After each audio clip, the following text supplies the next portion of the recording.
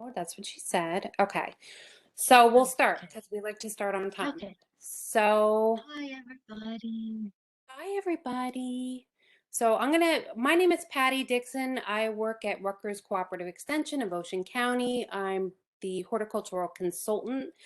I'm always on here with Sue. Sue's an attendee today. She couldn't be with us. She's not allowed to work today. But she's here with us anyway, and she can jump in if, we screw up. We also have on Phyllis Del here with us, and she's a Rutgers Master Gardener. She's a native plant guru, and she's going to help with the questions.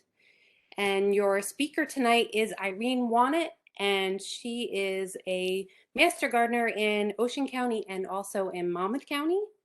And she knows everything about every plant. She's the ultimate plant guru. So that's it. Take it away, Irene. Thank you. Thank you. Very kind words. I know a lot, but I don't know everything. But I love sharing what I do know. So hopefully you'll enjoy the session today. And thank you so much for joining us. Uh, so the topic tonight is colorful plants for fall and winter. And fall, whenever you think of fall, what do you think of? You have no choice because they're all over the place. Mums and people buy them and they put them all over the place because they think that's the only thing that they can do in the fall. And if you can't plant it in your garden, why don't you put it in your containers? They look wonderful. However, we have so many perennials that have more than one season of interest, and many of them, not all, actually do bloom or have something to show you through fall. So here is one of my favorites. I started out my gardening with shade gardening because my husband wouldn't give me any of his lawn, and we have a little bit of woods in the back. So I had to learn all about shade gardening, and this is one of the best plants that you can get for a shade garden. Not too much shade, part shade, and what's wonderful about this plant, besides the fact that it's so dainty and refined looking, is that in May, you see these beautiful yellow blooms that pollinators just love. And they bloom so much during May, but they keep blooming throughout the season until frost. So you will be seeing these little blooming plants all the way until frost, which is wonderful. So you don't have to stick a mum in there. And in my slides, you will be getting a handout afterwards. And there I have a key for all my little icons. But in my slides, I always put first the height and the width of the plant, which is really important because I have planted the plants that are taller than the one behind it, which is shorter. So I don't want you to make that mistake. Uh, the zone is very important. We're a zone 6B to 7B, maybe even warmer due to climate change. That's important if you want the plants to come back. Whenever you see this little Christmas tree, that means that this plant is evergreen. Granted, it's not going to be blooming during the winter. However, you will be seeing the beautiful foliage throughout the winter if you go out and look in your garden. The wonderful thing about this plant is that you do not need to deadhead. Deadhead means taking off any kind of spent blooms that look awful after they're done. This plant doesn't need anything at all from you as far as deadheading. And if it's happy, it will self-sow, meaning there'll be little volunteers here and there, and they grow almost anywhere where it is part shade. Now, as far as the soil is concerned, I like to put that in too, because some plants can stand being planted in soil that is not really fertile, but other plants, especially shade plants, they like to have their soil a bit fertile because think about part shade. Why is it shady? Because there are trees. And what happens with trees in the fall? The leaves fall, they decompose, and they add a whole bunch of nutrients to the soil. So certain plants are really used to having nice, fertile soil. As far as soil tolerant, I know most of you are from Ocean County, and most of Ocean County has sandy soil. I am in Monmouth County and I'm supposed to have sandy soil, but I don't. I have clay soil. So when it says soil tolerant, whether you have clay soil or sandy soil, it'll do fine. When you see this little cactus here, that means that it is drought tolerant, which means that once you've planted it, once you've watered it, and it gets established, meaning that it feels at home, and that usually takes a few weeks, then you really don't need to do much watering that first season, except when it's a droughty period or when you see the leaves kind of wilting. Uh, this raindrop here with an X means that it does not like standing water or having what's called wet feet, having their roots in standing water. That can kill a plant if it's there for a number of hours. Do not disturb means that once it's planted, wherever you planted it, it doesn't really like to be moved. But this plant happens to self-sow. So there's little volunteers here and there. And while they're small, you can just dig it up and plant it wherever you want to plant it. And it also is a great container plant. Okay, and up here I will tell you whether it can take sun or part shade. Many people are looking for plants that the deer won't eat. This one, when you see this icon, means that the deer do not usually eat this. And same thing with the rabbits. And it's no maintenance really. And I love this plant. It's wonderful. It sometimes is a little hard to get established, but once it's established, oh my God, it'll give you years and years and years of joy. And look, it doesn't even really need a lot of soil. This is a wall at Deep Cut Gardens. And you wonder, how did those plants come out, start growing in those little nooks and crannies where there's just a little bit of soil. Well, it turns out it's the ants. They take the seeds and they go into those nooks and crannies. Here's another wonderful plant for part shade. It has the same kind of dainty foliage, blue-green, and it has these beautiful pantaloon gem-like blooms that start in the spring and keep going until frost, just like the corydalus. And you don't need to deadhead. It looks beautiful, and the deer don't eat it because it's poisonous, but also because they don't like the texture of the foliage. They don't like that mouth feel. You know, deer are very fussy. Except for in your garden, of course. Okay, so pollinators, whenever you see this sign, that means that butterflies and bees and other pollinators go there either for the nectar or for the pollen. And when you see a hummingbird, that means that this plant has lots and lots of nectar because those hummingbirds need all that energy and they have that long tongue that can go into these blooms and get their nectar. Again, being a plant for part shade, it likes fertile soil. And as you can see, it doesn't mind the heat. Once it's established, it's very drought tolerant, doesn't mind our New Jersey humidity, and doesn't mind being wet from time to time as long as the water doesn't stand there very long. This one I love, just like my other ones. This one's a native plant, and I wish that more garden centers would sell this plant. To me, it reminds me of Queen's Anne's lace, and who doesn't love Queen's Anne's lace? But this one is a native, and it's an early bloomer, May to June. And this plant is the plant that all our native pollinators go to in the spring when nothing else is blooming to get their nectar. It blooms a lot from May to June, and then just like the corydalus and the bleeding heart, it just keeps on blooming on and off all the way until frost. Last year, I think it was blooming into November. It is no maintenance, no deadheading. It will self-sow. It can take wet or dry.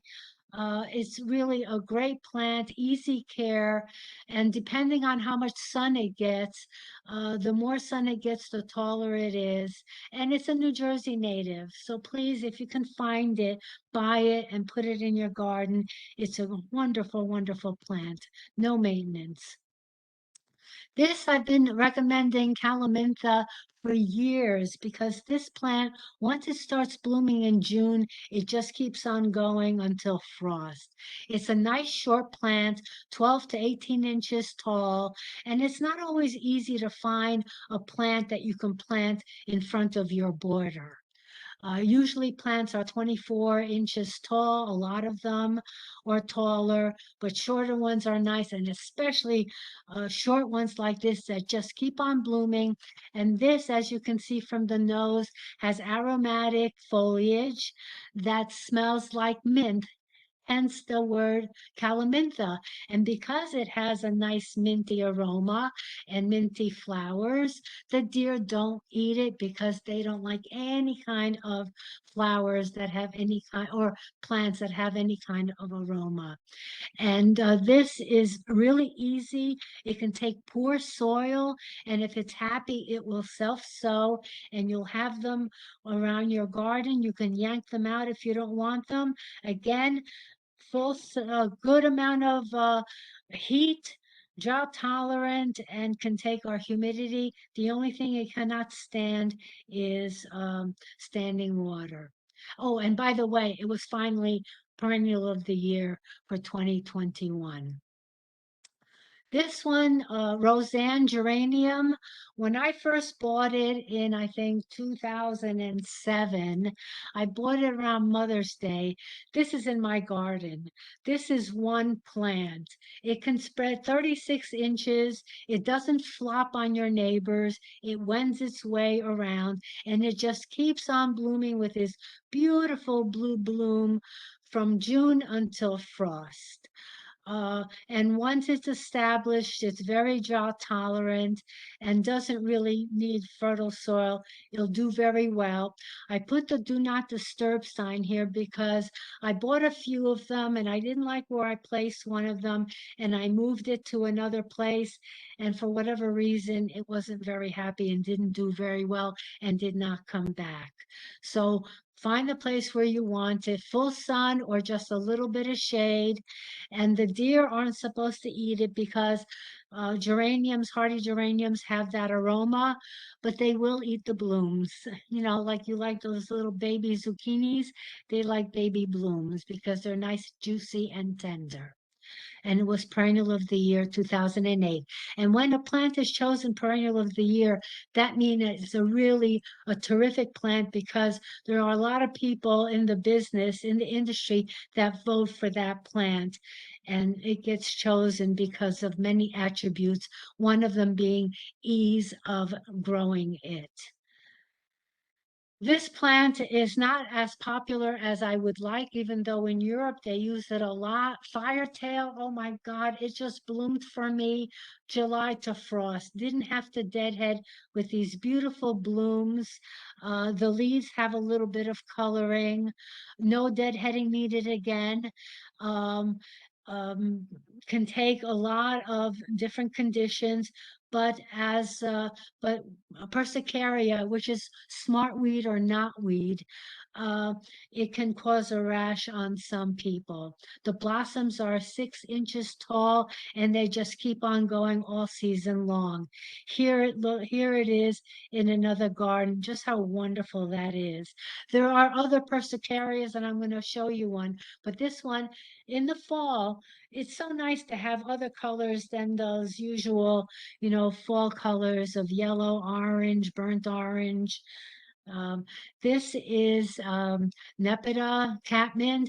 This is not catmint that everybody's afraid of that's going to spread all over the place. It does not self-sow.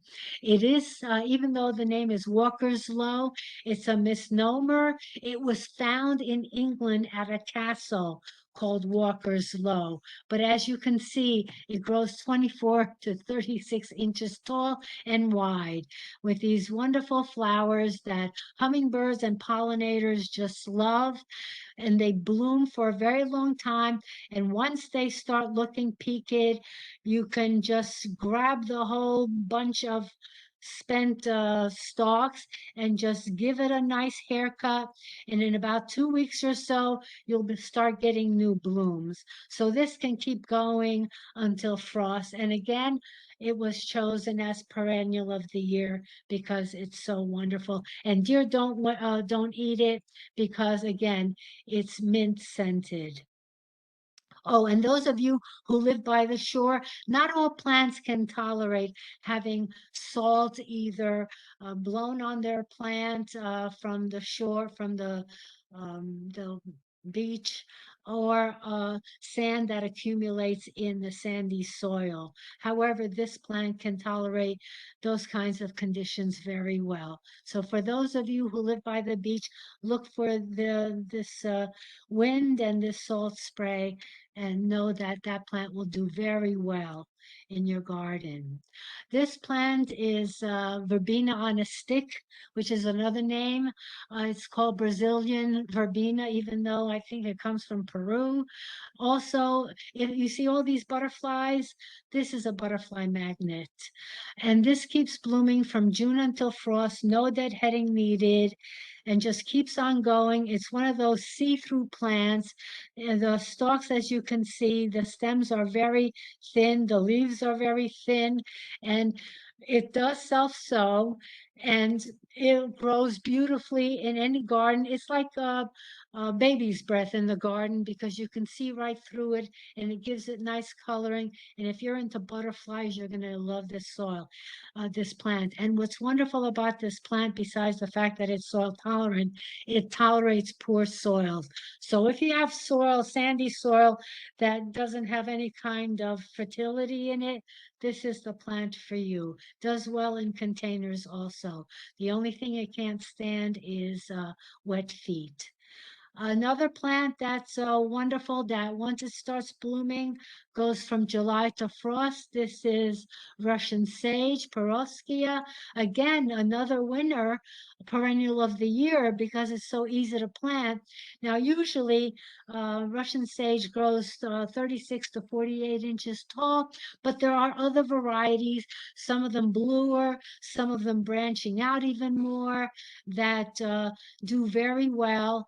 And the only thing that you need to do, you don't need to deadhead. The only thing that you need to do is in the spring, you need to cut it back to about 10 to 12 inches, because if you do not, it will be flopping on you. But it will keep blooming. And the foliage is very nice. It's gray, and gray or silver goes well with any kind of plant next to it. Okay, let's go for colorful foliage. Does anybody have any questions so far? Patty? I guess Irene, not. Oh, no, yes. Irene, we're kind of taking care of them in the Q&A. Nothing too crazy right now. Okay. If you have any, just I don't mind being interrupted. Okay, let's go Okay. for foliage. Blooms are really nice to have, but there are so many plants that have no blooms or bloom really later. And this is an annual, meaning that it only lives for 1 year until frost gets it. And look at all the different varieties, all the different variegations and colorings. Unbelievable. The only thing that I ask is that please don't ever plant all of these together because your eyes won't know where to go because it's just so busy. And you can coordinate them very well. These grow very well in planters. They're very inexpensive, many of them. You can buy them in cell packs. And they grow well in containers. They grow well in your garden. And you do need to pinch them. But they're coming out with many of them that you do not need to pinch. because they're more bushy. And also, many times you need to pinch because the blooms sort of are distracting. And some of them don't bloom or bloom so late that you don't have to do any kind of pinching. Now, as you can see, we use the name coleus, but it goes under this name. And now lately it goes under Plantractus. So whatever you see, all you look for is whatever foliage goes nicely in your garden. And once you do plant any of these plants in a container, you have to make sure that you need to fertilize and you need to water because things dry out a lot more than if they're in soil. Here are some more foliage annuals, caladiums, alternathera, wandering Jew. This Persian shield, I love. The coloring is gorgeous. Looks great with gray. Of course, we have the sweet potato vine. These are just a few of the wonderful foliage annuals that you can have in your garden until frost gets them. So yes, you'll have wonderful plants in the fall. Now, if you're into perennials, perennials are plants that live for 3 years minimum and more. Some can live more, even up to 20, 30 years. This is Golden Jubilee, Agastaki, or Anise hyssop. And this was made in Holland for Queen Elizabeth's 50th anniversary of being the queen. So if you don't want to plant coleus and you want a plant that keeps coming back, this is a wonderful plant if you're into gold foliage or chartreuse foliage. The more sun that a plant gets that has gold foliage, the more gold the leaves will be. The less sun that it has, the more green or chartreusey the leaves will be. It will take some shade, but not a lot of shade. And again, the deer don't eat this because this smells like what? Licorice. And they don't like licorice. And what's wonderful about this plant, you can plant it almost anywhere where there's sun and good drainage. It can take poor to average soil. And it has won a whole bunch of awards. And these blooms, they bloom from July to September. What more can you ask for besides having hummingbirds coming to visit? Okay, silver. I love this plant. Wormwood or artemisias are usually very aggressive plants, very invasive. This one isn't. It has this beautiful foliage that is like felt, beautiful silvery. The blooms are nothing to write home about. You can cut them off if you don't like them, or you can dry them.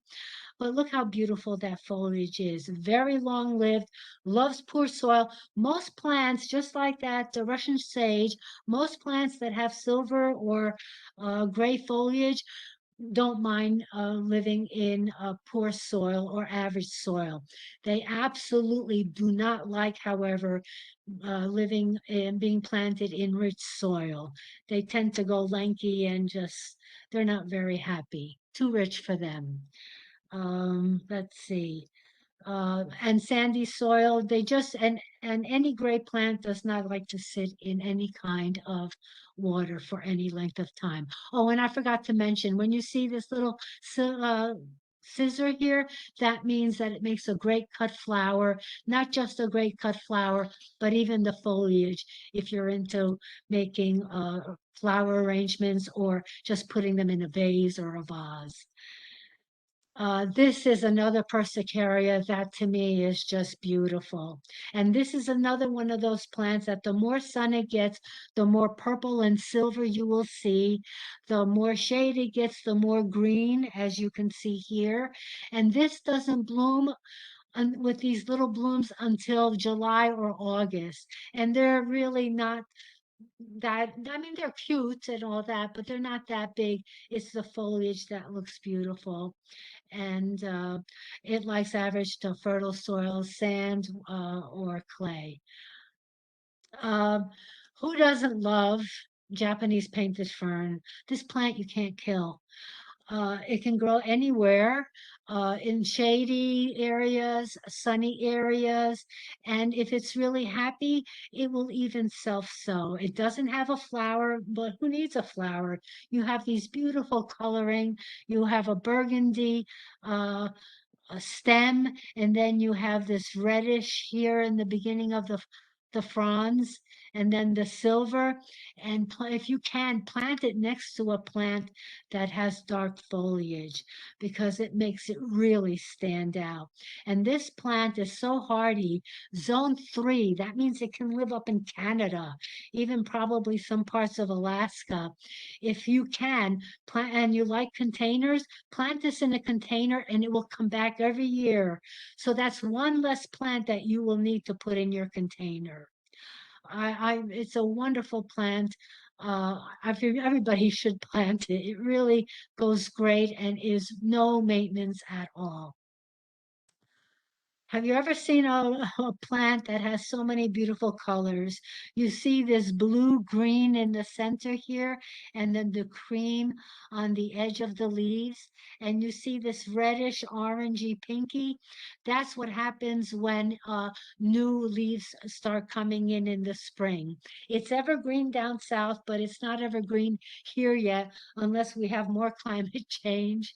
And it has any time that the temperature starts going lower, the plants, the leaves start showing these red, pink, or orangey colors. And whenever there's more than one color on a leaf, it's called variegation. I don't know if I've mentioned that before, but variegated plants are really very nice. And the only thing is that when you do plant them in your garden or container, make sure that you plant a solid colored plant next to it. Otherwise, it gets a little too busy. And the flowers, this is a euphorbia, and euphorbia is the same in the same family as the poinsettia. So you know the blooms that you think are the blooms? Well, these are the blooms here, and this is the bracts. So people think that this is the flower, just like when you think the poinsettia, that red leaf and those bracts, they're really bracts, and those are the blooms. As you can see, I have two cactuses here, which means that once it's established, it will it will have no problem during droughty period. However, the first year, I really feel that you should water whenever you can, whenever it's really very hot. And this goes until the frost kills it. Okay, enjoy fall blooming perennials. Now, there are many perennials that wait until the fall to bloom. Who doesn't know what this is? Montauk daisy, Seabright daisy, maybe it has other names of other towns, but this we know when we look at this that this is a beach flower. This is a flower that you see when you're driving along the beach, and it blooms for a very long time, but you don't have to have sandy soil or be at the beach in order to have this. It blooms for a very long time, really low maintenance. The only thing that you really need to do is to make sure that in the spring, just like the Russian sage, you cut it down to maybe 6 inches, because if you don't, what will happen is it will be a flopper onto your next plant, and you don't want to be doing that. Um, it's a welcome plant, but however, this is not the only plant that waits to bloom until the fall. This is a head turner. My friends who have this plant, including me, this plant waits until August to September to bloom with these pea-like flower blooms. It's in the pea family. Uh, it blooms for August to September, this beautiful color, and it just fills the whole plant like a fountain with this wonderful color. It is slow to wake up in the spring. The whole plant dies back in our area, but it grows back in the spring, and I love the leaves. Look how beautiful the leaves are with that silver edging. It has that sort of grayish blue-gray color, and it keeps growing as a fast grower. Look how big it gets, 4 to 5 feet high and 5 to 6 feet wide, with these beautiful blooms. And from nothing in the spring, this is what it looks like in the winter when all the leaves are gone, because it's deciduous, meaning that all the leaves fall, all the leaves are gone. It dies, the upper part dies back, but below it goes dormant and comes back the next year. This plant is Boltonia. It has almost 1,000 blooms on there and waits until August to October to bloom. These aster-like flowers. I think one of the names of it is 1,000 bloom aster because it just blooms like crazy. It does get tall. If you don't want it to be that tall, you can cut it back. But cut it back down to maybe a foot or whatever. But don't make any more cuttings. Don't cut it back after July 4th, because then you're going to be losing some of the blooms, or the blooms will be even later. Loves clay soil, but that doesn't mean it won't grow in regular sandy soil. Nectar like crazy. All the little pollinators, they come and they take their little sips, because in the fall, those pollinators need that nectar or the pollen. And what's wonderful about this plant is it can take wet. If you have a downspout where there's water that's coming out, this is a wonderful plant to have. Sun, part shade, but it'll do much better always in the plant. I mean, in the sun. Okay, here is Hot Lips. This is Colonie leonii, turtle head, because of the way that the blooms look. And you know who really loves to go in there to get the nectar and the pollen? Our bumblebees, because our bumblebees are strong enough to open up these petals in order to get in there to get the nectar and the pollen.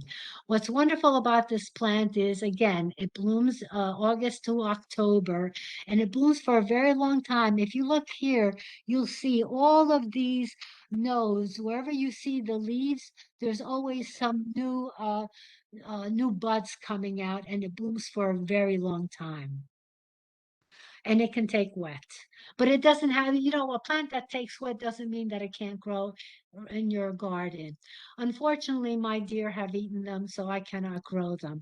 But it is really a really wonderful plant with these lustrous dark green leaves.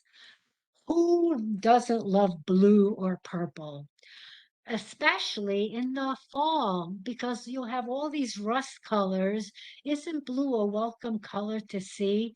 This plant is called monkshood or wolfsbane, and it's called that because of the shape of the blooms. And this is another one that blooms for a long time, because when you look at the stems, you'll see that there's a whole bunch of buds that will be opening up. Just remember that this is a poisonous plant to humans and pets, and many mystery stories have been told where husbands have been, what's the word, uh, made gone by putting some of that aconite, which is the chemical, the poison chemical that this plant has, that makes the deer don't eat it too. So please be very careful with this plant, and husbands be nice. I'm only kidding. And also, whenever you see "do not disturb," many times that means that that plant has a long root, a tuberous root, because it needs to find that moisture. And if it has that long tap root, which is another name for it, many times when people try to move the plant, they don't take that whole taproot, so the plant dies and doesn't make it. So it's better not to move it if you can, and buy a bunch and just put them all over. And they do spread, but not crazy. And some of these plants can be grown from seed. It may take a while. Some of these perennials, they don't bloom until the second season. So what you can do is don't plant that plant, the seed, until maybe July or August. So you will fool that plant into thinking, when it dies back from frost, when it comes back the next year, that, hey, wow, I had a whole year. Now it's time for me to bloom this year. Okay. Look, here's a close-up, and here are some buds that you can see. And look at the foliage, how beautiful. And this isn't the only monkshood. There are others that bloom earlier. There's some yellow ones, bicolored ones, meaning more than one color on the blooms. A really wonderful plant that is really welcome in the fall. This plant, oh my God. When people see this plant blooming, they want to buy it. Unfortunately, you cannot buy it when it's blooming because garden centers, they only sell this in the spring. And most people have no clue that this is what it's going to be looking like when they look at this green plant that looks like nothing in the spring. This goes under a bunch of different names, shelf-filled pink, hillside shelf-filled pink. I think, oh, there's another name. I forget. But anyway, it has these beautiful blooms that are almost perfect. And as you can see, it covers the whole plant, very long-lived. But make sure that if you want this plant, it's in the it was in the chrysanthemum family, but they're doing DNA on a whole bunch of plants and they're recategorizing them. So now the name is Dendranthema. But it was a chrysanthemum. And in my mind, it still is. It's really beautiful. And here, look how gorgeous it looks. It just fills up an area beautifully, and pollinators love it, and it makes a beautiful cup plant. And if you can find seeds for it, oh wow, grow that, please. At the end of the season, fireworks is what you need. And also fireworks and goldenrods are what our butterflies need, and especially the monarch, because this is the plant that they take that last sip to make that journey to Mexico, um, for their nectar. They're really that important. It can take all kinds of conditions, poor to average soils. It does self-sow. This one was chosen as number one at the Chicago Botanic Garden. Go on that site, and they have a whole bunch of trials that they've done on plants, all kinds of perennials, and this came out as number one because it does look like fireworks. And look at all the different attributes. This is Mount Cuba. If you can get a chance to go to Mount Cuba, go. If not, go on their site. This was chosen as number one in their trials. In fact, they are the ones that introduced this aster, which blooms from September to October, and it does not flop even though it's 3 to 4 feet tall, has these beautiful blooms, and the way it's very well branched. And when you're looking at this plant, it looks like if it's sitting in a vase because it has that nice vase shape. And as you can see, it has all these wonderful attributes, including a red stem. Really a beautiful plant and a native selection. Those of you who have shade, I just discovered this plant a number of years ago. This is an aster, again with DNA. It is now Eurybia. And the Varicata means that it spreads. However, the beauty of this plant is that it can take dry shade. How many plants can you plant under a tree? So many people try growing lawns and other plants under a tree. This will grow well under a tree. And there are so many blooms. And when they're done blooming, look how beautiful the seed head is. This is the foliage, and look at how beautiful this looks. This is at Mount Cuba Center, and all these butterflies tells you how the butterflies are drawn to this plant. And for those of you who have difficulty, who have shade gardens and have no other choices, this is a wonderful plant to get.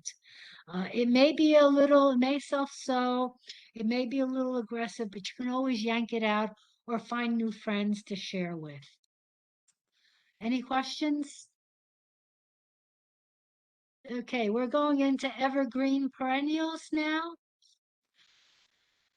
Hellebores. There are different hellebores. This is Orientalis, which was chosen as perennial of the year. I forgot what year. This is Fetidus. Stinking hellebore doesn't really stink, but the flowers are usually this chartreuse color. This is the Christmas rose or the Niger, and the difference between these is that the blooms are upright, they face up, whereas these, a lot of the blooms face downward, although hybridizers are trying to make more of these Orientalis to face up. There's also this Corsican hellebore, which before you really couldn't grow, but because of climate change and warmer weather here or climate, you can now grow this plant. Look how beautiful the foliage is. Look at the gorgeous colors. Some of these look artificial. Wonderful colors. This is the Orientalis, which was perennial of the year 2005. Gorgeous leathery leaves. Deer don't eat them. And this was at Longwood Gardens. I took this picture. This is what it looks like in October. And I'm sure this is what it looks like all of fall, all of winter, except for this fern that probably dies back. And then you get the blooms in late winter.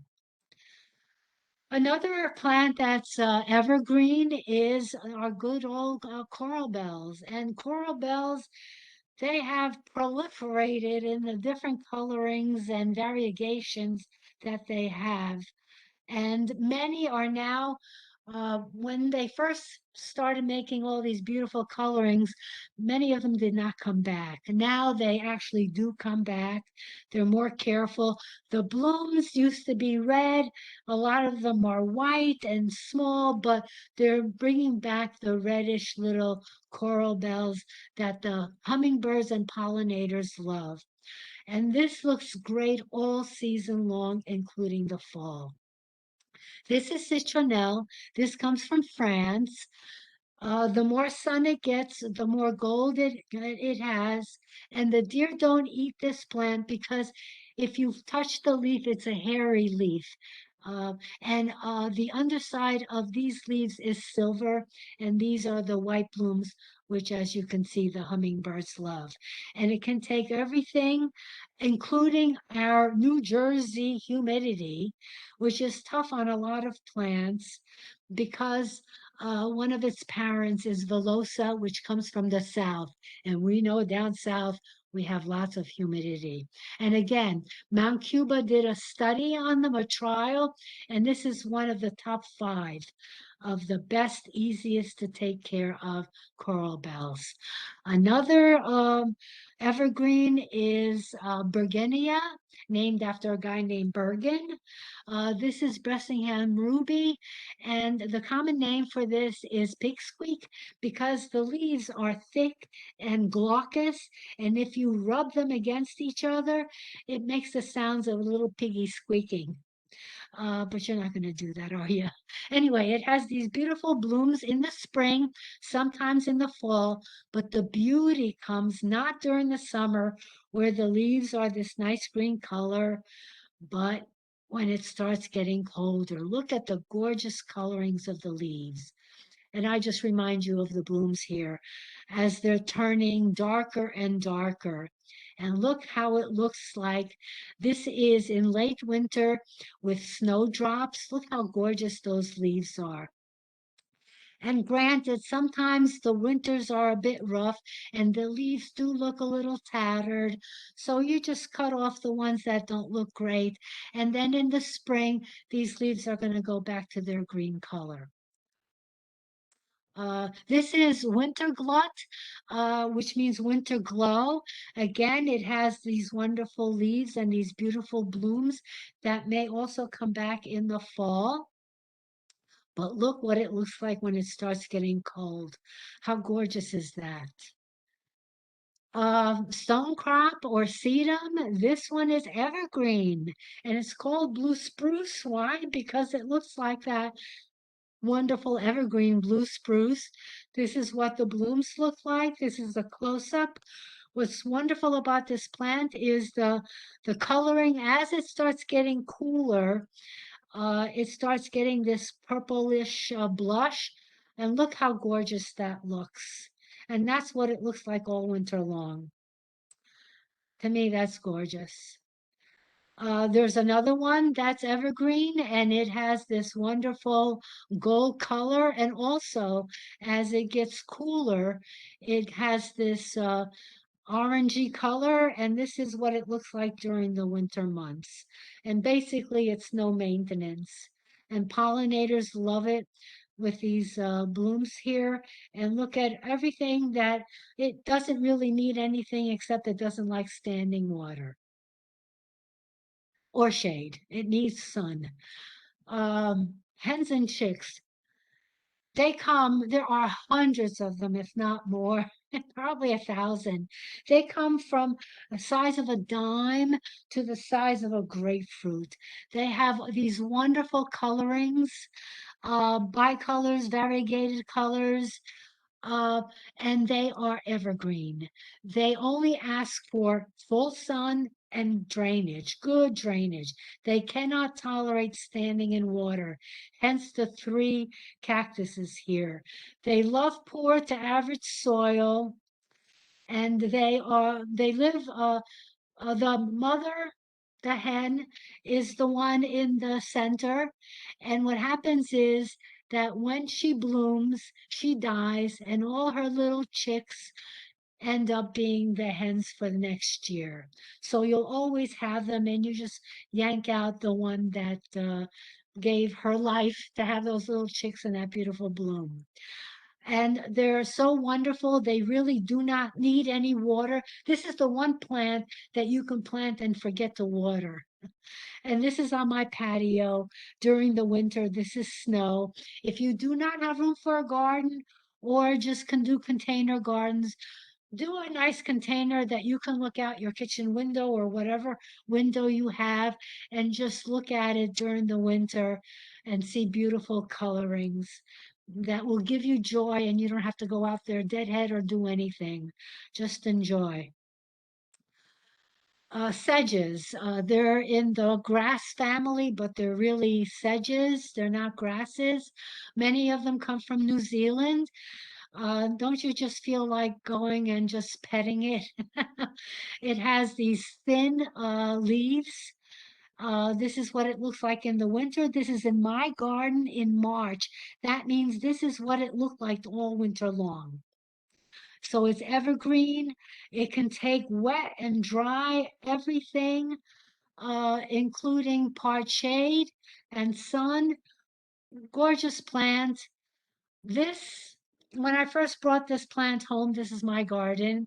My husband asked me, "Why'd you bring a dead plant home?" That's what it's supposed to look like.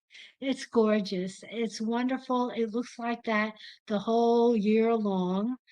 And this is what it looks like. It's great in containers, and this is what looks like, not my garden, but it really gives you a different coloring and different texture, a really wonderful addition to any kind of garden. This is ice dance. This is another sedge, and I use this as a an edger.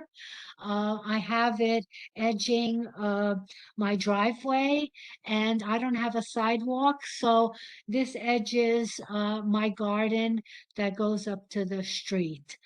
It's evergreen. These are the bloom sedges. They have blooms, but the blooms are really nothing to write home about. They can take all kinds of conditions, and the fact that they're evergreen, it's wonderful. This is a native to the United States.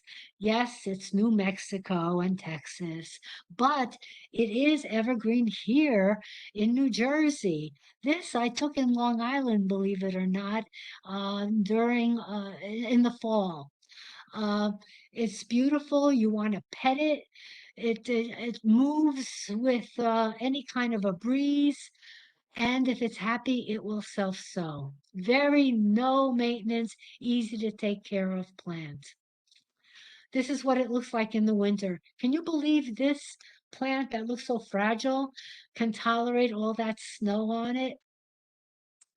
In the handout, I put the list of plants that stand up to winter and the snow. So these will be listed. And just recently I found out that perennial plant of 2022 is little blue stem. Little blue stem is a New Jersey and basically North American native. It starts out bluish green, and through the season, as it starts getting cooler, the foliage starts getting these wonderful colors, purple, orange, red. This is what it looks like in the winter, and look how it stands up to the snow. This, oh, I hope I can play it. This is on Long Island. Can you imagine? Look how beautiful. This is Carousel. I'm guessing it might be standing ovation. They listed the ones that are upright, and this one happens to be upright, and look how beautiful it looks. This is Blue Heaven, and they are breeding so many of them, hybridizing them. And look how blue this is. And as the season progresses, look at the coloring. And then, surprise, surprise, this is what it looks like in the fall. Can you imagine? Nice and red. These are the seed heads. And believe it or not, birds love this because they have lots of seeds for them to eat. So this was the regular species or species is perennial of the year for this year. Now we're going to go into shrubs. As I'm getting older, I find that shrubs are much easier because they don't need to always be divided. And there are a lot of shrubs that give you multi-seasonals of interest. This one is 3 seasons of interest because it's deciduous. It loses its leaves. However, in mid to late spring, it has these beautiful flowers that just cover the whole plant. And once those flowers are gone, you see these beautiful leaves. They're nice and shiny and green, nice deep green. And in the fall, these the flowers turn into these beautiful black berries that you can eat. However, wait until the frost because they're very astringent, hence the name chokeberry. So wait until a few frosts. People make jams out of them. They're very, very nutritious and they can tolerate a lot. This can tolerate almost anything, including part shade. So if you want a nice small plant that you never have to prune or deadhead, this is the one to get. This plant amazes me at the beautiful blooms that keep on blooming April to May and then on and off the whole season long with these blooms that looks like one flower inside another flower. It has a nice fall color, and this can be pruned at any time. I have a friend who planted it too close to her walkway, so she keeps cutting the branches that get in the way, and it just keeps on blooming. A wonderful plant. Unfortunately, it's not a native, even though it's Carolina allspice. This one comes from China, but we do have a native if you want a native, and it has the same coloring of the bloom, but the blooms are smaller. Here's another native selection. This is witch alder, Fothagila. This one grows only up to 3 feet high. The blooms come first before the beautiful blue, green, gray foliage, and they give you another season of interest in the fall with their colorings. They can tolerate a good amount of everything except they don't like standing water. Very easy care, no maintenance. You don't need to deadhead or anything, and it makes a nice flower to bring in. Hydrangea. This is #1 rated hydrangea. I forgot whether it was Mount Cuba or Chicago Botanical Gardens as far as the most adaptable to any kind of soil that you put it in or any kind of conditions that you have it in. Uh, it doesn't need to be deadheaded, but if you don't like the height, it does grow up to 8 feet high, and the blooms are football size. You can cut it back because it does bloom on new wood, meaning the current season wood. uh, Beautiful pistachio green color. And then as it starts to get cooler, look at the color of those blooms with that wonderful pink. This is the time to cut them, put them in a vase with like an inch of water, and just let them dry out. And you can make a wreath or put it in a vase and just have a beautiful flower arrangement. And this is what the fall coloring looks like. There is a little lime if you don't have the room or don't want such a big plant. There is little lime that sort of does the same thing. And you beach people, this is a wonderful plant to have. Here's another native selection. This is Henry's Garnet. Grows 3 to 4 feet high and a little bit wider. There's another one, Little Henry, that's smaller, but I'm told that it isn't as beautiful and as floriferous as this one. This one is a better one. The blooms, they cover this plant like a pincushion, are 3 to 6 inches long. Here's a close-up, and this is what the foliage looks like in the fall. It's a wonderful nectar plant. Look at all the opportunities for these hummingbirds, and it loves my clay. And look at all these wonderful things that it loves, including does not want high fertilization. So do not plant it in a very fertile soil. This is what it looks like in the fall. Isn't that gorgeous? Who doesn't love gold and blue together or purple? This is Little Miss Sunshine. Remember that movie with Alan Arkin? This gives you, this is deciduous, so you won't have any of these leaves in the winter. However, from spring until frost gets it, you have these golden leaves that the more sun it gets, the more gold it is. And then you get these beautiful blooms in the fall. Doesn't that remind you of Monet? And the deer don't eat it because the blooms and the foliage, believe it or not, have a minty smell to them. So remember I told you they don't like anything that has any kind of aroma to it. No deadheading needed, no pruning needed. A wonderful plant, no maintenance, long blooming, beautiful cut flower. I didn't put the name here.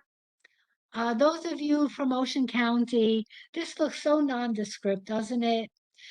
I look at this and I say to myself, I wish I could have that because this plant loves sandy soil.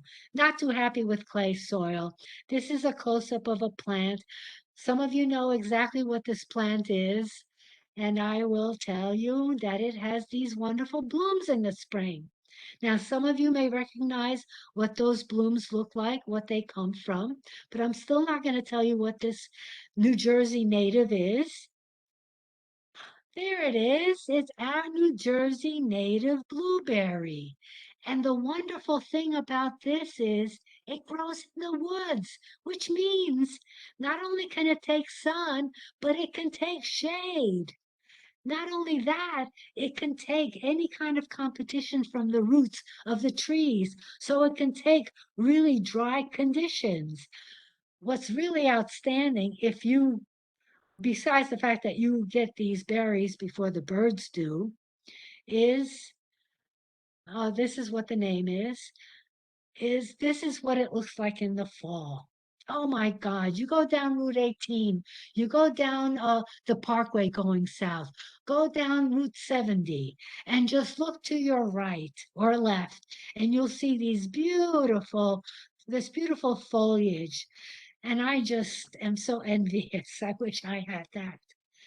Okay, and here is a summary of this wonderful low bush blueberry, which is a wonderful native of our wonderful state of New Jersey. There are plants that are deciduous, shrubs that are deciduous that lose their leaves, but boy, do they give you something wonderful to look at in the winter. This has nice yellow twigs that brighten up any kind of winter landscape. As you can see, it's easy to grow, low maintenance. Uh, and the way to get this, of course, is that the yellow coloring comes on the newer stems. This is what it looks like during the spring and summer. They have these white blooms, white berries, and this is the foliage in the fall.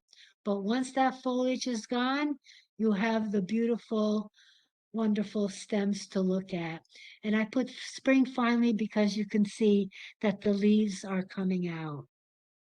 So if you don't like yellow, you like red, how about a red one? This is Arctic Fire. What's great about this one is, besides the fact that it can take wet, dry, and whatever, is that usually the red twig or yellow twig dogwoods are usually tall. This one is only 3 to 4 feet tall and wide, and it is native throughout North America. It has these beautiful red twigs. This is a summary of what it looks like during the summer. Also white blooms. I love buds on any kind of shrub or flowers. I think they're pretty too. White berries, and this is the foliage in the fall. Some of them turn like this, some of them like that, some of them stay green. It all depends on what kind of fall we have. And this, believe it or not, is at a ShopRite parking lot. So you know it can tolerate a good amount of drought because who goes out there to water this? I like orange, midwinter fire, blood twig dogwood. Beautiful. Look how gorgeous it looks in the with the snow. This is a close-up. This is what it looks like, the leaves, the blooms, the berries are black. This is the fall coloring, but it's those wonderful twigs, stems that really make you go, wow, when you see it in the winter. Here is a whole bunch of different dogwoods, blood twig, red, yellow, blood twig dogwoods. Look how gorgeous. You can make a really nice hedge with this. This is, if you have room for this tree, it's not a huge tree, but this is what it looks like in September. It has these beautiful white blooms that pollinators just love, especially the monarch that everybody's crazy over. And then what happens is, as it gets cooler and the petals of the blooms start falling down, you have the calyx that are left. And the reason, I'm sorry, I didn't say before, the reason why it's called seven sunflowers is because each cluster has seven flowers, and each flower is comprised of seven little flowers. It's really gorgeous. Look at that beautiful coloring that hangs around until November when there's berries. Unfortunately, I didn't find any pictures of the berries, but look how gorgeous it looks. Isn't that nice? And how unusual to see this color in the fall. And when that's all gone, you have this wonderful exfoliating bark, which a lot of people enjoy during the winter, especially when there's snow on it. How gorgeous it looks. In your handout, I have the names of all these exfoliating barks or interesting barks, if you're interested and have room for this. Evergreen shrubs. They can be either conifers, which have needle-like foliage, or they can be broadleaf, which is a wider leaf, and they are evergreen. When you do have evergreens, please do not plant them or any shrubs too close to the house, driveway, or pathways. And if you can, plant them in groups, not right next to your house, somewhere where you can look out the window and look at it during the winter. When everything is looking bleak and gray, you can look out at your wonderful evergreen shrubs. And having them one here, one there, whatever. When the garden goes dormant because of the frost, it's going to look a little silly having one little evergreen here or one there. Group them if you can, but don't plant them too close together because each of them needs room in order to grow properly. One of my favorites and everyone's favorites is this wonderful blue spruce. Uh, it has this wonderful rounded shape, but as it gets older, and it will live a very long time, 20 years, it has more of a pyramid shape. And some people actually make it look like a tree and take out the branches. This is a close-up of the foliage. The needles, this is like a sapphire in your landscape, and it's even more blue in the summer. Wonderful award-winning plant and has a lot of great attributes. The only thing is it can't stand being in standing water. Uh, there are a lot of dwarf shrubs that don't need pruning, just like that blue spruce, but you need to read the label. And I have, I hope, no, I don't have it in your handout, but miniatures, some of them grow just an inch a year. And after 10 years, they may be only 12 inches high, but after 20 years, they may be bigger. Dwarfs grow 2 to 6 inches a year, and they can grow up to 6 feet tall, if not taller. Um, Intermediates grow more, and large conifers, they grow an inch a year, 12 inches a year, and can grow up to 70 feet. Please, there's so many beautiful ones with all kinds of colors and textures and foliage. Read the label. Make sure you know the size so that you don't need to prune. Because once you start pruning, you have to keep pruning. Look how gorgeous this is. And this is what you can have if you have the room, of course.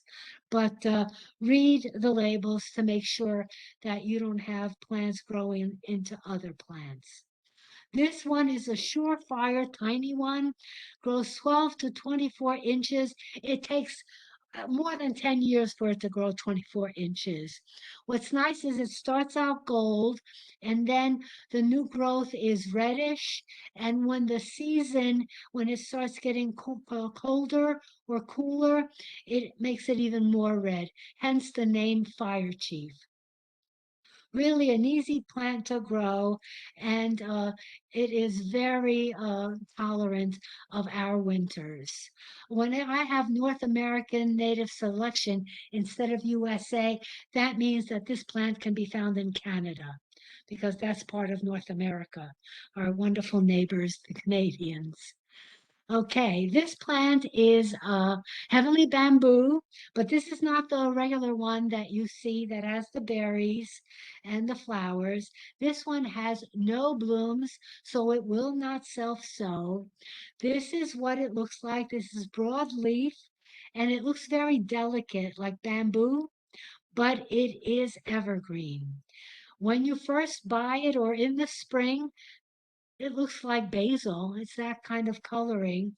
And as the season progresses, it takes on these wonderful colorings, and then it goes into these beautiful reddish orangey colors.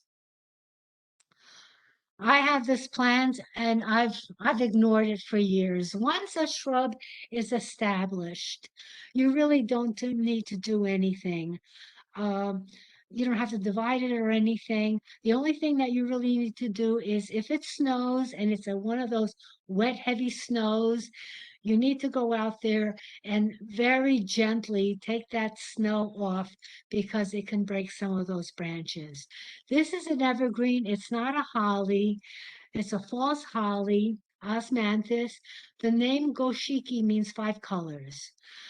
In the spring, when new growth comes in, the colorings are orangey, reddish that turn to cream and then splotchy foliage. So it goes through the 5 colors. Very easy to grow. In the spring, what you can do is if you have compost, you can put a bit of compost around, not touching the stem of the shrub, but all around it so that it can fertilize it during the season. Very easy, and it blooms in the fall, and it's supposed to be very aromatic. In the fall, I usually don't go out to the back garden, but I do see it in the winter when I walk. It's really gorgeous. Another plant, when I was working at the garden center for many years, people would come in and say, I want a plant that's evergreen, that can take all the shade that I have, and I don't really need to water it a lot. So after laughing, I would tell them this is the plant for them, unless they have deer, because unfortunately, deer love this. This plant is variegated. It has gold splotching on the leaves. Uh, it has, if you want berries, you need to have a male and a female, and the female will have the berries. These are two different varieties. I used to have one before I had deer. It grew for 10 years. It grew uh, at least 8 feet tall and as wide. One spring, I walked down to the back area to look at it, and all I saw was a mohawk because the deer ate all the leaves, but they couldn't reach the leaves up on top. And each successive year, they just chewed it down, and I don't have it anymore. This is a really wonderful plant, and this can take a good amount of shade. In fact, it can be a house plant. That's how much shade it can take. You can propagate this very easily, and there's really not much that you really need to do for this plant. Pieris or Andromeda, this plant is evergreen and it does not like to be in full sun. Part shade is where it's the happiest, and this is what you see in the fall. You see those evergreen leaves, and so these are the buds of the flowers that are going to be opening up in the spring. Some have lighter colors, some have green, and some have red colors, like this Dorothy Wyckoff. And this is what the blooms look like. They look like lily of the valley blooms, and they come in all different bicolored, white, pink, red, really beautiful. I don't think I put the names because there are so many new varieties coming out. Go and look and read the label. But what's amazing about some of these Andromedas is when the new foliage starts coming in, some of them start coming in bronzy or red. And when you're looking at a distance and you're looking at your Andromeda, you're saying, oh my God, it looks like I'm growing poinsettias. It's so beautiful. And as the season progresses, of course, they turn to green. Also, if you can, with shrubs, plant shrubs that actually do bloom in the winter, which is quite unusual. This is Erica, which is a heath. This one is pink. It also comes in white. This is a close-up of the blooms. It blooms from January to March. And this is what the foliage looks like. After it's done blooming, you need to cut it back so that it looks nice and neat and doesn't flop. This is what it looks like in the snow. So if you prune after it's done blooming, then the next year that will be considered second year wood or old wood, and you will have the blooms. This is what it looks like when it starts going bronzy. Another close up. This one I love because the deer don't eat it. It looks like a holly, but it's not. It's Mahonia or grape holly, and it has these nice thick leathery leaves with spikes. so the deer don't eat them. Meanwhile, they do eat holly, so spikes doesn't always mean that the deer won't eat them. These are the buds that are forming in late in winter, and then in late winter it opens up to these beautiful yellow blooms that are aromatic and that pollinators are looking for during the late winter, early spring, because they need that nectar and pollen. And then when the flowers are gone, you will later get these berries or drupes that are in a cluster like grapes, hence the name grape holly. You can prune it anytime. And I know this because my husband and son knocked over a bunch of branches, and I thought that was the end of this plant, this shrub, but it grew back and it's really nice. It does get a little leggy, so you can cut it back and it will regrow new branches. This is winter jasmine. This blooms in the winter. Look, here's the snow. And when it's warm during the winter, these yellow blooms come out. This plant, I have to say, is aggressive. It is feisty little plant, and it's wonderful on slopes because it's like a fountain. And anytime any of the branches touches the soil, it will start a new plant. So if you have any kind of erosion problem or you have slopes, this is a perfect plant to plant. These are the blooms. Look how pretty. And this is the foliage. Nice and green. Beautiful. This is what it looks like without the blooms. This can be a tree, which you can prune and make shorter if you want, but I wouldn't. Grows 12 to 15 feet high and wide. These look like alien blooms, but they're very aromatic. They come in this beautiful yellow coloring. Look at the leaves, how shiny they are. February to March, when you need something beautiful to look out your window or take a walk, and you see these beautiful blooms. These are the seed capsules afterwards. This is what it looks like in the fall. So it gives you more than one season of interest. These beautiful leaves, the beautiful blooms, and then the foliage, depending on how sunny the conditions are. This one, if you like orange, I love orange. This is Jelena. It comes from Belgium. This is a close-up of the blooms.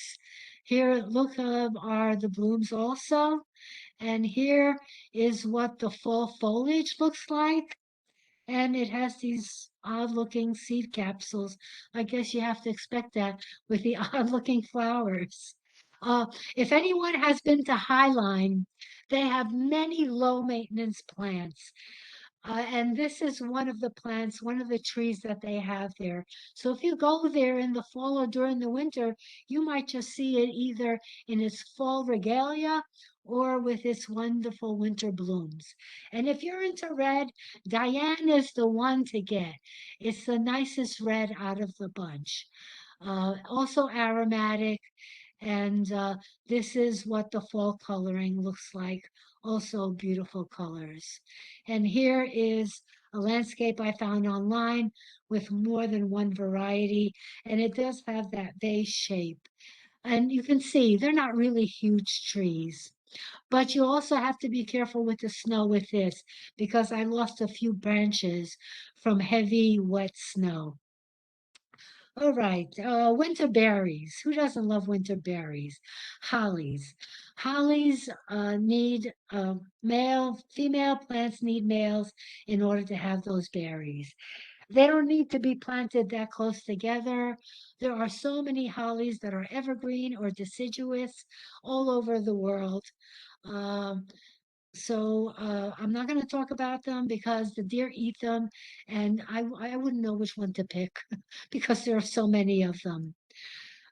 This is what we look for and why one of the reasons why we do have these hollies.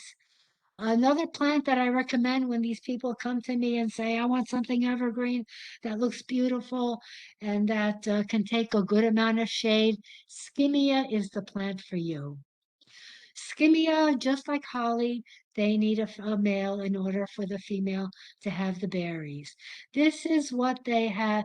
The buds are, they come in the fall, and then during the spring, they bloom, and then the berries come if there's a male. As you can see, the male buds and the male blooms are bigger than the female. And if you don't have, and one male can pollinize up to 5 females. Um, and they're very tolerant of clay.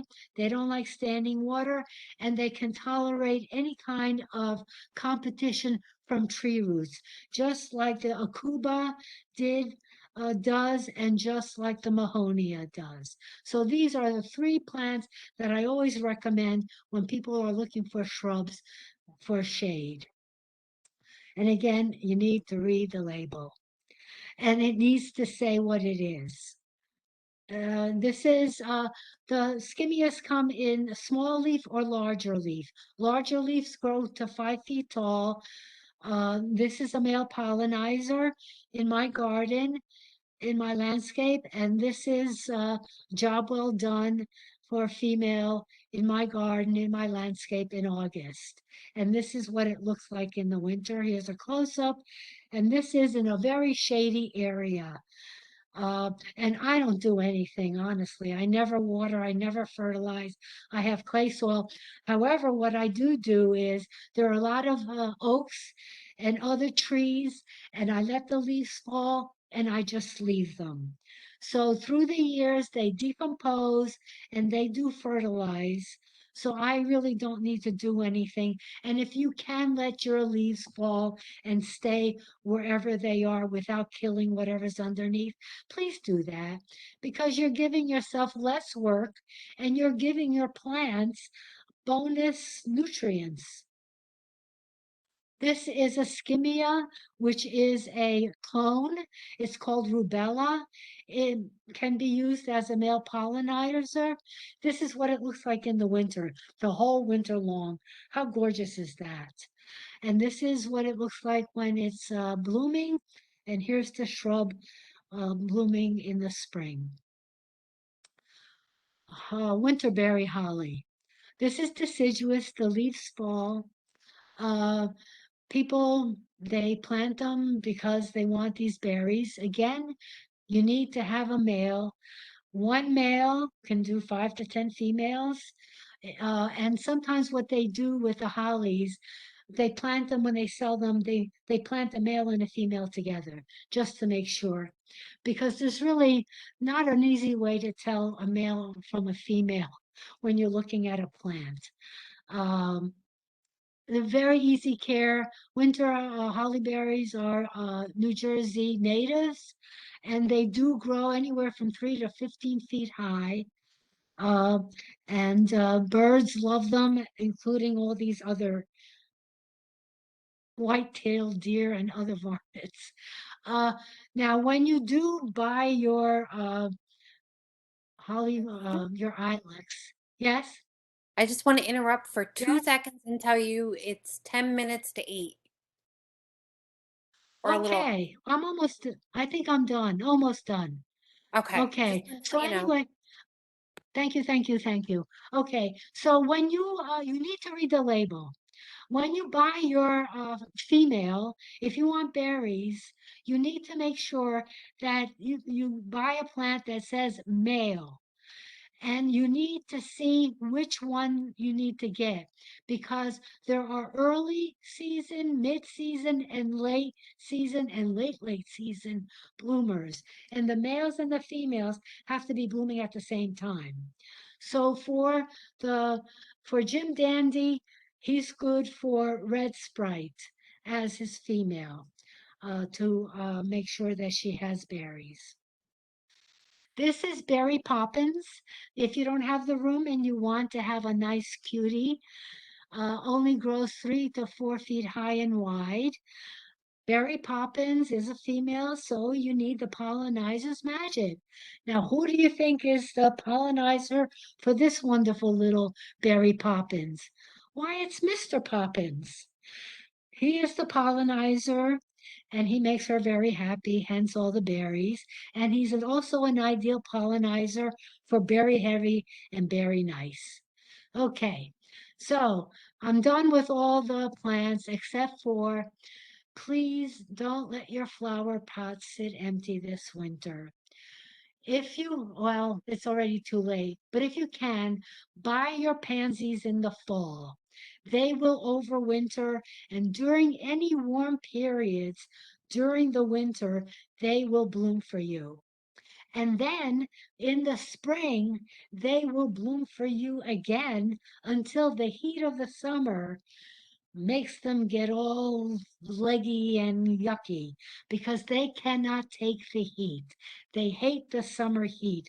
So instead of buying all your pansies in the spring, which garden centers love for you to do, because they know that you're going to be yanking them out when summer comes, buy them in the fall. That way you can enjoy them in the fall, enjoy them in the winter when there's a warm spell, and then enjoy them in the spring again. Also, you can plant these wonderful ornamental kale and cabbages. Uh, it is a perennial. The pansies are perennials, but here they hate the heat, so they're treated as annuals. And the ones that I find that are the hardiest are the purple ones and the yellow ones. This one is my favorite, but it doesn't come back. It doesn't overwinter very well.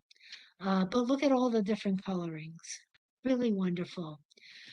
Here they are in a garden setting, in a container. Uh, so I am done. Believe it or not, I can't believe it. I didn't go over. Oh my God. Anyway, thank you so much, everybody, for your attention. Do you have any questions? Irene, that was amazing. And you have 4 minutes to spare. Oh my God, 4 minutes to No, yeah, spare. yeah, Oh, that was gee, let really me put good. this up so that way people know that we do have a Master Gardener program in Ocean County and other counties if you're, from New Jersey or other states. It's a wonderful program. I'm a Master Gardener for over 30 years. I started in Ocean County, but I live in Monmouth County, and I didn't. There wasn't one here, and then they started one here, and I couldn't give up my Ocean County Master Gardeners. I have friends there. I love them, and I love the program there, and I love the program here. So I'm one of the few people who is. I have what is it? Dual citizenship, and I Yep. enjoy it very much. Yeah, so if you want to learn about plants, about anything horticulture, Master Gardener program is ideal. You learn about turf, about insects, diseases, all the wonderful perennials, annuals, shrubs. We have wonderful speakers from the university and from professionals, people who know their stuff very well, and they are all open to wonderful questions. And I can't say enough about the Master Gardener program or the Yeah. people that are in charge, like the horticulturists and assistant horticulturists. They're there to help you, and they're such nice people. Oh You want my. to hug them all the time. Wait, yeah, it started up today. The class started up today and seeing all the mentors, so the current master gardeners that are going to be helping out the interns, it was really sweet to kind of see the interactions. So it's a group of great people for sure. They Um, have to be. so I just want to cover a lot of people ask for sources of plants. As we're not really allowed to give recommendations as far as like I can't say go to nursery X, Y, or Z because I can't recommend one over another. That's why in the chat or the Q&A we were putting the links for Jersey Friendly Yards, which is a wonderful resource. It's a website. They do have links for where to purchase plants and also the Native Plant Society of New Jersey has a great list of places you can find natives. So we will put those links in when we send the recording. So this program has been recorded. We will email you that link. We're also going to email you Irene's plant list, which we didn't get to you before the program. We just didn't have it ready on letterhead, but it will be on the website tomorrow. We've put the link in the Q&A, but when the link is ready for the recording, that will go to your email. And Okay. we'll also send the Can I just links to the, interrupt? yeah, go ahead. Uh, in the handout, I also put on the last page all the different sources online that you can go to. Okay, Mount Cuba, um, Chicago Botanic Garden, New York Botanic Garden, including the Jersey Friendly Yards. So you'll have that information in the handouts. great, great, great. Those, I mean, where to get the plants, that was a huge question. Um, I don't, I'm kind of trying to look at any in the, Phyllis, hi Phyllis. She's a rock star answering the questions. Um, so we did answer a ton of questions. I'm trying to see now if there's any lingering ones. Um, one was someone was asking about evergreens for 10-foot plus evergreens for shade, and that's just yeesh. Need old Yeah, evergreens. well, She's looking for screening for the shade, so I kind of know. hard. Yeah, the Mahonia can get big, the Cuba can get big. They do well in the shade, but yeah, it's really very hard.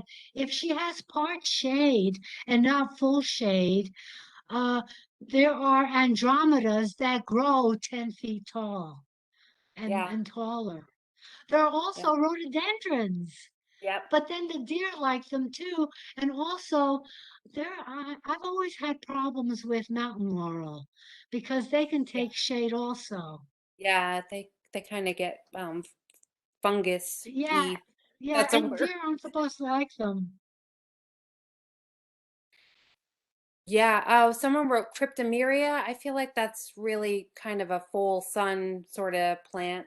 I've Yeah, never really seen it in the shade.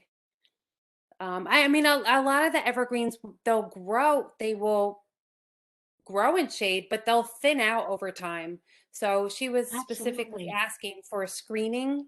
So, they're going to thin out for sure, Yeah, if it's but dense shade. yeah, if it's then shade, forget it. Put a nice fence. Someone mentioned hemlock. I mean, I think it's really pretty, but it does have an issue with woolly adelgid. So it can Yes. get pretty buggy. Um, Okay. let's see. There is a question here. I see it says, when you mentioned that a plant was poisonous to humans and pets, can you elaborate on the danger and safety? Okay. When it's poisonous, it can, um, the monkshood can kill you, but other plants that are poisonous, they may make you nauseous or throw up, not necessarily kill. So, you have to um, Google or DuckDuckGo and find out about the plant and ask if you have pets like dogs, whether, and I think on Jersey Friendly Yards, I think they may mention what plants are dangerous for dogs or pets. I'm Yeah, not sure, but some I'm sites not do sure. do mention that. Yeah. Jersey Friendly Yards, I mean, if you haven't gone to that website, there's just a ton of information, just a wealth of They resources. have improved immensely. Through the Yeah. years, I mean, it's really a go-to place to It is, find and they have a really information. great plant database that's just loaded with native plants, and I use it quite a bit. And I was just going to say, and I must confess, I have used it quite frequently myself. Sometimes when I'm doing a talk about native plants, I go on there to see if it's native to New Jersey because I Right. always like to highlight New Jersey native plants. Yep. Yep. And they have all that information. It's really well put together, I think. Yes, Um, yes. so Sue just put jerseyyards.org in the Q&A, so there's a link there to that. Um, let's see. I don't know if Phyllis sees any questions we haven't gotten to, but I'm not really seeing too many. I don't So, see any that we didn't get to. okay. So, Okay, I think we could probably wrap it up. okay. You know, Can I ask, would I be able to see some of these Q&As, at some Sue, time in the future? yeah, I think that they do get saved. Sue, put in there, Okay, correct me if Yes, I'm wrong. I, Yep, I, they do I'm, get I saved. unmuted myself. Yes. I can get you the Um, Q&A and uh, so you can see what questions. okay, yeah, that way I know what to cover and not, next time I give this talk. great. Yep, good idea. It's good for Yeah. feedback. Just so everybody knows, when you um, turn the program off, there's going to be a questionnaire that pops up, and you can fill that out if you would. But otherwise, I think we're going to wrap it up. Thank you, Irene. We can't thank you. I'm so glad that you were able to do the My talk. pleasure. It was Me too. wonderful. So many people gave you um, high praises. They really, really Thank enjoyed you. it. Thank you. And Phyllis, thank you so much for answering so many questions. So fun Yes, time. thank you, Phyllis. Thank you all, ladies. I just wish I was able to join you more. Thanks again, guys. Well, Thank you, yeah, but just everybody. you take care of yourself. Yes, thank you. I'm good. Uh, All right, yes. everybody, have a good night. Thank you so much, Patty. It's nice to Thank hear your you. voice too. Oh, Okay, bye-bye. everybody wanted to Well, hear yours. We're so glad that you were with it. Wish we could have seen you, but it's good to yeah, hear we you. have to figure it out. Yeah, so Sue, don't kill yourself when you're feeling better. I don't have anything hanging over my head that I need to take care of except this stupid knee. But yeah, anytime you have a chance, I would love to learn what to do so that, not that I really care whether people see me or not. I mean, I did comb my hair after all, but I do need a haircut. I can't drive yet, so I haven't gotten my haircut. I'm sure you look beautiful. Suze? You're too cute. Yeah, Okay, yeah. so I guess we're going to be signing off. We're signing off. Yep, I think Sue probably dipped out, so Okay, that's so it. how many people? How many people? There was probably about Together? 160, maybe a little bit, maybe a few more. So a That's little over half. nice. Yeah, that's really good. Wow. Yeah. Wow. Imagine if you were Wow. able to see them all. Ah!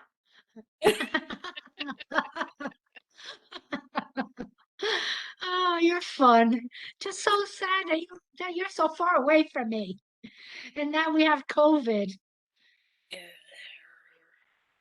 Oh, Yeah. just, Okay. we just need to get through the next couple months, I think. Yes. We'll be Yeah. fine. All Yeah, right. we'll So be have a back good night and back in thank you business. so much for everything that you're doing and did tonight to make this happen. My pleasure. My Okay. pleasure. So good night. Good night, Good night, all. everybody. Good night. Thanks, Phyllis. Bye. Bye. Bye-bye. Bye. Okay, so I'm gonna stop sharing. Okay, I'm going to stop recording. There we go.